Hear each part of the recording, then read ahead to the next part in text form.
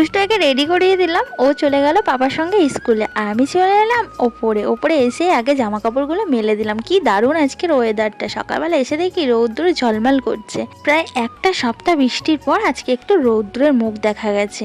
তারপরে চলে এলাম রান্নাঘরে, এসে টিফিনটা কমপ্লিট করে দিলাম। তোমাদের দাদাভাই খেয়ে নিয়ে বেরিয়ে গেল। আমি নিচের ঘরে এসে নিচের ঘরটা গুছিয়ে ঘর বারান্দা সব ঝাড় দিয়ে জামা কাপড় কেচে স্নান করে রেডি হলাম। দুষ্টুটাকে এবার স্কুল থেকে আনতে যাবো। তো দুষ্টুটাকে স্কুল থেকে নিয়ে টোটো ধরে চলে এলাম বাড়িতে এসে আগে জামা কাপড়গুলো ছাদে নিয়ে গেলাম, কেচে রেখে গেছিলাম, মেলার সময় হয়নি তো আগে রোদ্দুরে মেলে দিলাম। আর কত দিন হয়ে গেল জামা কাপড় ঠিকঠাক শোকাতে পারি না, রোদ্দুর হয় না বলে। তারপরে চলে এলাম ঠাকুর করে এসে ঠাকুর পুজোটা দিয়ে নিলাম, দিয়ে চলে এলাম সবজি কাটতে।